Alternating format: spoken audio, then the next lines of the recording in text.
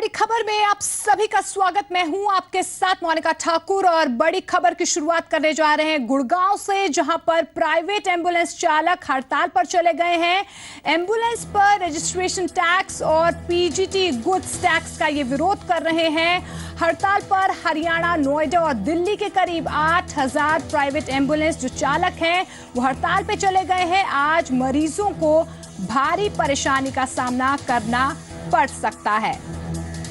तो गुड़गांव से बड़ी खबर, जहां पर प्राइवेट एम्बुलेंस चालक जो है वो हड़ताल पर है। एम्बुलेंस पर रजिस्ट्रेशन टैक्स और पीजीटी गुड्स टैक्स का ये विरोध कर रहे हैं और इस हड़ताल में हरियाणा, नोएडा और दिल्ली के करीब 8,000 प्राइवेट एम्बुलेंस जो चालक हैं वो इस हड़ताल में शामिल है। ज्यादा जानकारी के लिए आलोक मेरे सहयोगी फोनलाइन के जरिए मेरे साथ जुड़ गए हैं। आलोक, क्या कुछ मांगे हैं इन चालकों की और कितने जो चालक हैं वो इस हड़ताल में शामिल हैं? देखिए, लगभग 800 एम्बुलेंस चालक है जो इस पूरे हड़ताल में शामिल है। इसमें से हरियाणा की बात करें और दिल्ली, एनसीआर, नोएडा समेत जितने भी एम्बुलेंस चालक है सभी इस हड़ताल में शामिल है। इनकी मुख्य मांग ये है कि जो एम्बुलेंस पर नया पीजीटी गुड टैक्स लगाया गया है वो 2011 से ही माफ किया जाए और रजिस्ट्रेशन टैक्स 1% से बढ़ाकर 6% किया गया था, उसे 2011 से ही वापस लिया जाए। अगर सरकार ने पिछली बार इनसे कुछ दिन पहले वादे भी किए थे कि जो हमने यह नया पीजीटी गुड टैक्स लगाया है उसे माफ कर देंगे, लेकिन उसके बाद सरकार मुकर गई और उन्होंने जो पीजीटी गुड टैक्स है उसको वापस इन सबसे बोल दिया कि आप लोग इनका भरपाया करें। जिसको देखते हुए आज जितने भी जो एम्बुलेंस चालक है वो सब हड़ताल पे है। और जो हॉस्पिटल की बात करें, जो भी प्राइवेट जितने भी हॉस्पिटल है, सरकारी हॉस्पिटल में जो एम्बुलेंस हड़ताल पे है। जी आलोक, फिलहाल क्या कुछ स्थिति है हड़ताल की? क्या पूरा असर हड़ताल का दिख रहा है और मरीजों को कितनी परेशानी हो रही है? देखिए, मरीजों को काफी परेशानी हो रही है क्योंकि जो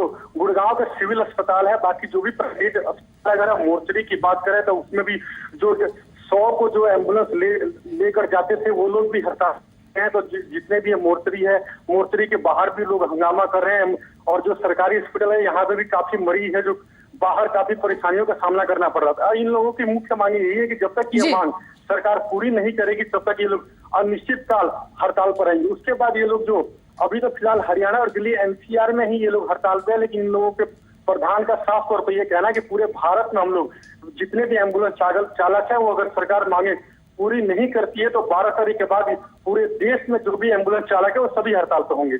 जी आलोक, फिलहाल इस तमाम जानकारी के लिए आपका बहुत बहुत शुक्रिया। तो आपको बता दें कि प्राइवेट एम्बुलेंस चालक जो है वो हड़ताल पर हैं। करीब 8,000 ऐसे चालक हैं प्राइवेट एम्बुलेंसेस के जो हड़ताल पर चले गए हैं। फिलहाल हरियाणा, नोएडा और दिल्ली के जो प्राइवेट एम्बुलेंस चालक है वो इस हड़ताल में है, लेकिन इनका कहना है साफ तौर पर अगर इनकी मांगे नहीं मानी जाती तो 12 तारीख के बाद ये देश भर में भी इसी तरह से हड़ताल कर सकते हैं।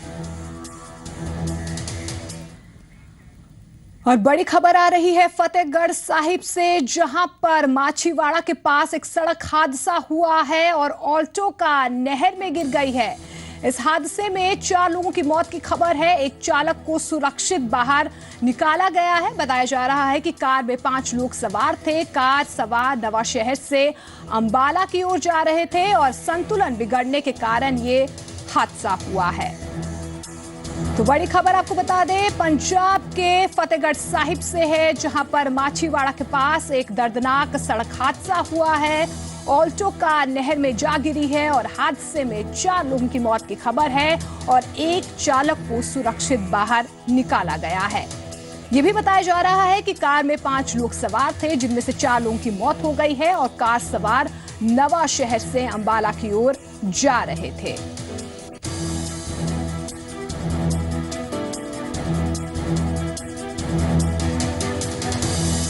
और इसी खबर पर ज्यादा जानकारी के लिए हरप्रीत मेरे सहयोगी फोन लाइन के जरिए मेरे साथ जुड़ गए हैं। हरप्रीत, कैसे और कब यह हादसा हुआ?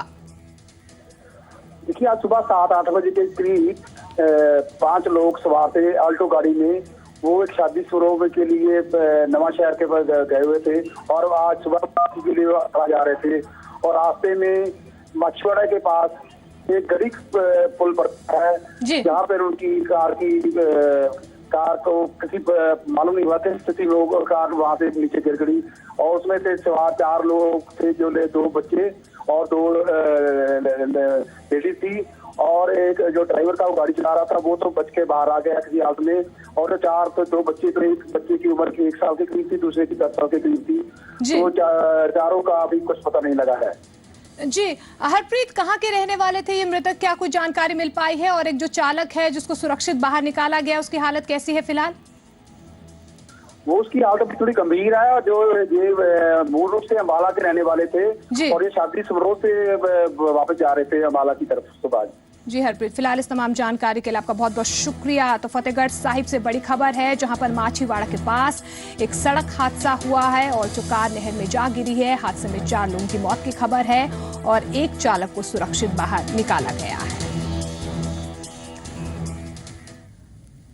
तो पंजाब में एक सड़क हादसा हुआ है, उधर हरियाणा के गुड़गांव में भी एक दर्दनाक सड़क हादसा हुआ है। एक बेकाबू कैंटर ने 4 लोगों को कुचल दिया है। हादसे में 2 लोगों की मौत हो गई है और 2 लोगों के घायल होने की खबर है। घायलों को इलाज के लिए सफदरजंग अस्पताल में भर्ती करवाया गया है। बताया जा रहा है कि कार में टक्कर मारने के बाद यह हादसा हुआ। खबर यह भी है कि आरोपी कैंटर चालक को जो लोगों ने है वो पकड़ लिया, क्योंकि वो नशे में धुत था और निजी कंपनी के लिए सामान ढोने का वो काम किया करता था। और ये भी बताया जा रहा है कि जो चालक है वो आगरा का रहने वाला है।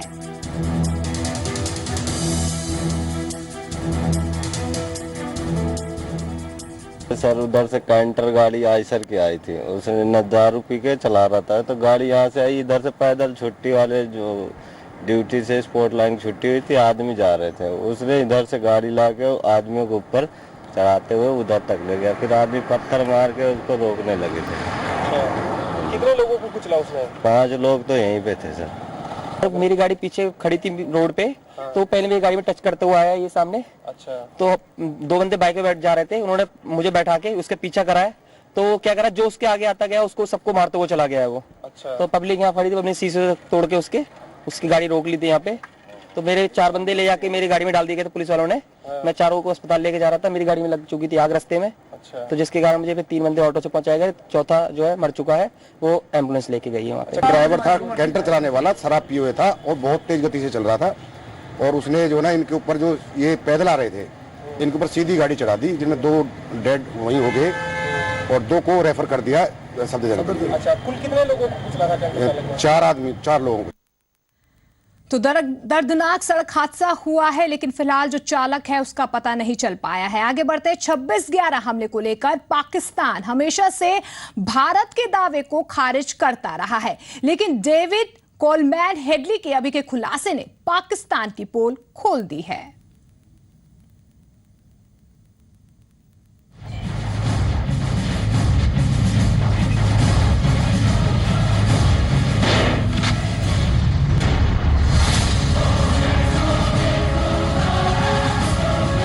डेविड कोलमैन हेडली मुंबई में 26/11 के आतंकी हमलों में शामिल लश्कर ए तैयबा का टेररिस्ट अब सरकारी गवाह बन चुका है। आज हेडली वो राज खोलेगा जिसके बाद पाकिस्तान के पास मुंह छिपाने के लिए कुछ भी नहीं बचेगा। सरकारी गवाह बनने के बाद आज हेडली पहली बार मुंबई कोर्ट के सामने पेश हो रहा है। इससे पहले कोर्ट ने 10 दिसंबर 2015 को हेडली को सरकारी गवाह बनाया था और उसे 8 फरवरी को अदालत के सामने गवाही देने का निर्देश दिया था। उस गुनाह के लिए जिसे हिंदुस्तान में हुए आतंकी हमले में गुनाह अजीम करार दिया गया। 26 नवंबर 2008 को मुंबई में हुए आतंकी हमलों में 167 लोगों की मौत हो गई थी, जबकि 309 लोग जख्मी हुए थे। भारत के न्याय इतिहास में यह पहली बार कि एक फॉरेन टेररिस्ट डेविड हेडली, जो अपनी गवाही के द्वारा हमें बता सकता है कि 26/11 आतंकी हमला जो बंबई में हुआ था, उसकी साजिश कैसी, उसके पीछे कौन थे और किस तरह से उसे अंजाम दिया गया। अदालत में फिलहाल मुख्य साजिशकर्ता सैयद जबीउद्दीन अंसारी उर्फ अबू जंदाल पर मुकदमा चल रहा है। हेडली से पता चलेगा कि इस केस में किसके तार किससे जुड़े थे। मुझे लगता है कि ये पहली बार हमारे देश में हो रहा है कि जो एक लाइव जो टेररिस्ट अपनी खुद की कहानी से बताएगा दुनिया को कि क्या कैसे हुआ, किसने किया, क्यों किया, इसके बारे में जानकारी देगा। लेकिन हमें पूरा विश्वास है कि उसने अमेरिकन कोर्ट में एक बात कही थी कि वो सच कहेगा, और हमें पूरी उम्मीद है कि वो सच जरूर बताएगा। फिलहाल मुंबई हमलों में अपनी भूमिका को लेकर हेडली अमेरिका में 35 साल कैद की सजा काट रहा है। हेडली ने 10 दिसंबर 2015 को हुई पेशी के दौरान विशेष न्यायाधीश जे सरफ से कहा था कि अगर उसे माफ किया जाता है तो वो गवाही देने को तैयार है। इसके बाद अदालत ने उसे शर्तों के आधार पर सरकारी गवाह बनाने को मंजूरी दी थी। अब भारतीय जांच एजेंसी डेविड कोलमैन हेडली से पूछताछ में ये पता लगाना चाहेगी कि पाकिस्तानी खुफिया एजेंसी ISI मुंबई हमले में शामिल थी या नहीं। हेडली ISI में किस अधिकारी के संपर्क में था और आखिरी बार उसने कहां मुलाकात की थी। ब्यूरो रिपोर्ट, जी मीडिया, मुंबई। तो वीडियो कॉन्फ्रेंसिंग के जरिए डेविड कोलमैन हेडली की गवाही हुई है और कई बड़े खुलासे जो है हेडली की तरफ से की गए हैं। अब आपको बताते हैं कौन है डेविड कोलमैन हेडली और 26/11 के हमलों में इसका क्या रोल है। नाम डेविड कोलमैन हेडली उर्फ दाऊद सैयद गिलानी। उम्र 55 साल। पता शिकागो जेल, अमेरिका। हेडली वो शख्स है जो हर उस बात से वाकिफ है जो मुंबई में 26 नवंबर 2008 को हुए आतंकी हमले से जुड़ी हुई है। हेडली को मुंबई हमले में शामिल होने को लेकर 35 साल की सजा सुनाई गई है। वो लश्कर-ए-तैयबा का आतंकी है। उसने 2002 से 2005 के बीच पाकिस्तान में लश्कर के कैंप में ट्रेनिंग ली थी। हेडली 2006 से 2008 के बीच 5 बार भारत आया। उसने आतंकियों की मदद के लिए टारगेट्स की रैकी की थी। हेडली पूरा मुंबई घूमा था। उसने होटल ताज, होटल ओबरॉय और नरीमन हाउस जैसी जगहों के वीडियो फुटेज भी तैयार किए थे। हेडली से जानकारी मिलने के बाद ही 10 पाकिस्तानी आतंकी 26 नवंबर 2008 को मुंबई में घुसे थे। वो 2009 में शिकागो से पाकिस्तान जाते वक्त पकड़ा गया था। हेडली को लेकर भारत और अमेरिका में समझौता हुआ और फिर उसकी जेल से वीडियो कॉन्फ्रेंसिंग के जरिए पेशी मुमकिन हुई। 26/11 आतंकी हमले को लेकर हेडली से ऐसे सवाल पूछे जाएंगे जिससे साबित होगा कि 26/11 हमले में उन लोगों का हाथ था जिन्हें पाकिस्तान में पनाह मिली हुई है।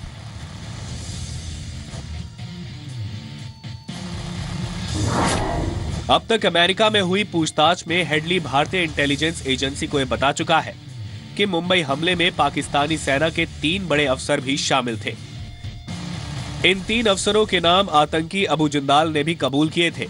अबू जिंदाल को भी मुंबई हमले का मास्टरमाइंड माना जाता है। वहीं लश्कर के आतंकी और हाफिज सईद का डिप्टी जकीउर रहमान लखवी भी मुंबई हमले का मास्टरमाइंड कहा जाता है। हालांकि पाकिस्तान में उसे सबूतों की कमी का हवाला देते हुए जमानत दे दी गई थी।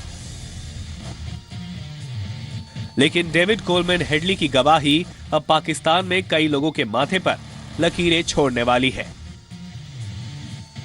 ब्यूरो रिपोर्ट, जी मीडिया। इस बीच आपको बता दें कि हेडली की गवाही सुबह 7 बजे से शुरू हो गई है और ये दोपहर 12:30 बजे तक चलेगी। 26/11 मामले में हेडली अब सरकारी गवाह बन चुका है और फिलहाल अमेरिका की जेल में 35 साल कैद की सजा ये काट रहा है।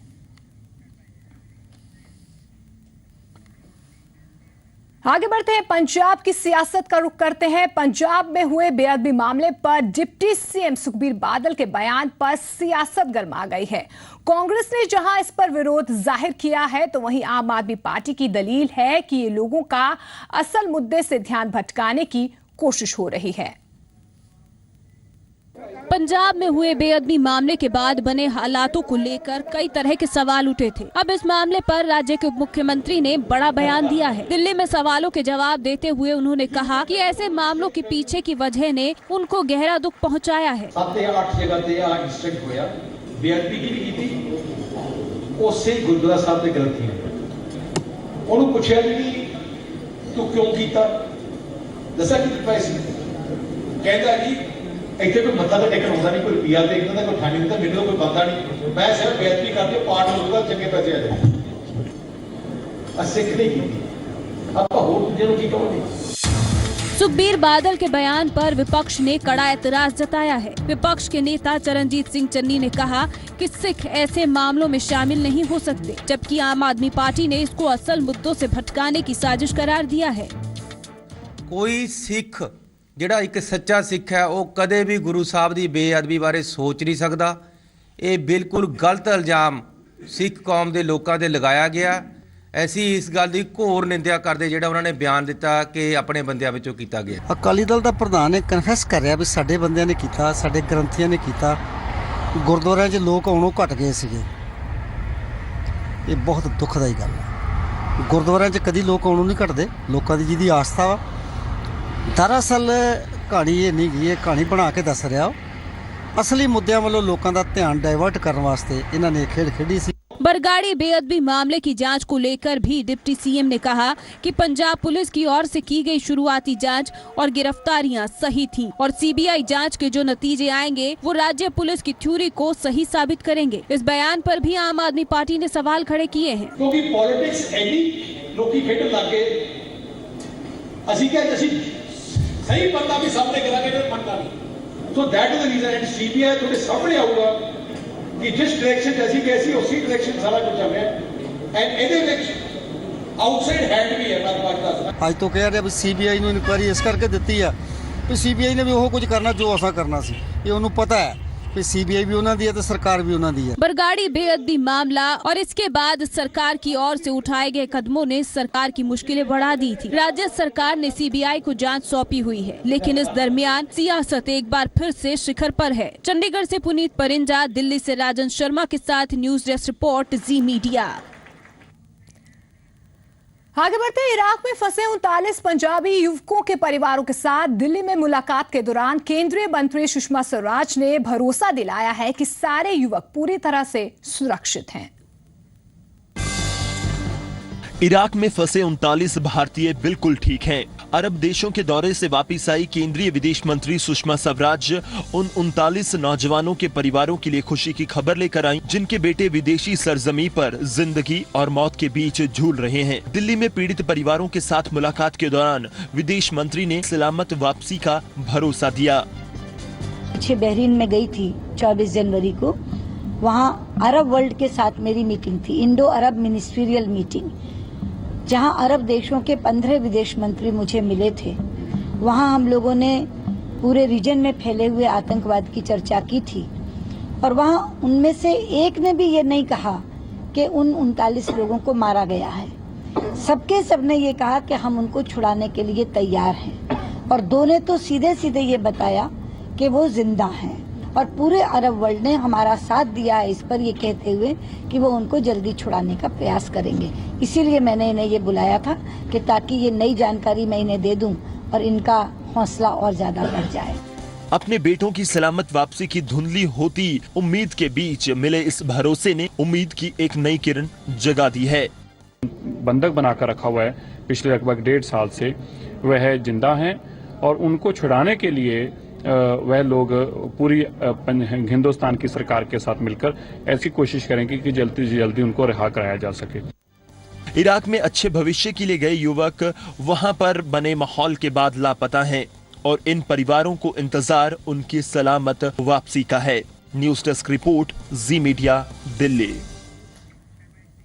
आगे बढ़ते हैं। सोमवती अमावस्या के दिन बड़ी तादाद में श्रद्धालु जो हैं वो आस्था की डुबकी लगा रहे हैं। धर्मनगरी कुरुक्षेत्र में भी इसी तरह का जो नजारा है वो देखने को मिल रहा है। कुरुक्षेत्र के पवित्र तीर्थों ब्रह्म सरोवर और सन्निहित सरोवर में श्रद्धालुओं ने स्नान किया है। लोगों ने पूजा अर्चना करके पितरों की शांति के लिए पिंडदान भी किया है। साथ ही क्षमता अनुसार वस्त्र, दाल, चावल और अनाज का भी दान किया गया है। उधर हरिद्वार में भी बड़ी तादाद में लोगों ने गंगा के पवित्र पानी में श्रद्धा की डुबकी लगाई है। सोमवती अमावस्या का द्वापर, सतयुग और त्रेता काल से बड़ा इसका महत्व है। बताया जाता है कि उस वक्त ये बहुत मुश्किल से आती थी और ऋषि मुनि इसके लिए कठोर तप करते थे। अब कलयुग में वर्ष में 1 या 2 बार सोमवती अमावस्या पड़ जाती है और इसी तरह से कुरुक्षेत्र और हरिद्वार में जो है श्रद्धालु आस्था की डुबकी लगा रहे हैं और पवित्र स्नान करते नजर आ रहे हैं।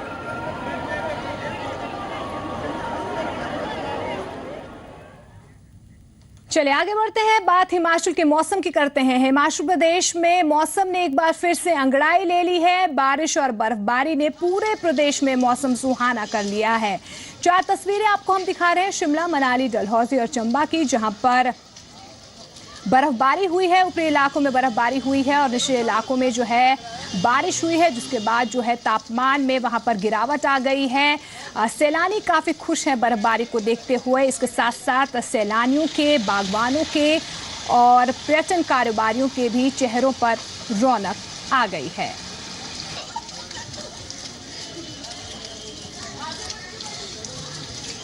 और फिलहाल मौसम कैसा हो रहा है शिमला में, ज्यादा जानकारी के लिए विशाल मेरे सहयोगी शिमला से मेरे साथ जुड़ गए हैं। विशाल, फिलहाल किस तरह का मौसम है शिमला में? जबरदस्त बर्फबारी हुई है, सीजन की पहली बर्फबारी इतनी जबरदस्त हुई है, तो तस्वीरों से ही शुरुआत करना चाहेंगे। जी मोनिका, जैसे कि मैं अपने अगर कैमरामैन को बोलूं कि वो अगर आपको पैन करके दिखाएं, जो शिमला का देखा जा सकता है कि शिमला में जैसे देखा जा सकता है कि शिमला का जो रिज मैदान है उसमें कैसे बर्फ गिरी हुई है। उसके बाद जो जाखू मंदिर है वहां पे जो पेड़ हैं वो अपना जो प्राकृतिक रंग हैं उसको खो चुके हैं, हरे की बजाय अब वो सफेद दिख रहे हैं जी। तो ये कुछ नजारा है जो कल शिमला में जो बर्फबारी हुई उसके बाद यहाँ पे देखा जा सकता है। और यहाँ पे इस बर्फबारी के चलते कई पर्यटक भी शिमला में आए हैं। कुछ हमारे साथ यहाँ पे पर्यटक जुड़े हुए हैं जिनसे हम बात करेंगे कि यहाँ आके उन्हें कैसा महसूस हुआ और इस प्राकृतिक अचंभे को, जिसमें पानी का रंग भी सफेद होता है, बर्फ, उसको देख के कैसा महसूस हुआ? आप पहले कहाँ से आए हैं और यहाँ आके आपको कैसा महसूस हुआ? जी विशाल जी, मैं डॉक्टर रिजवान अली मुजफ्फरनगर से आया हूँ और मैं यहाँ पर 35 डॉक्टरों की टीम के साथ आया हूँ। मेरी शर्ट पर टीम का लोगो भी है। आपको यहाँ पे आके कैसा लगा? मुझे यहाँ आकर बहुत अच्छा लगा और मैं एक शेर के साथ अपनी बात शुरू करता हूँ। शेर कर दुनिया की गाफिल जिंदगानी फिर कहाँ, जिंदगानी गर रही तो नौजवानी फिर कहाँ।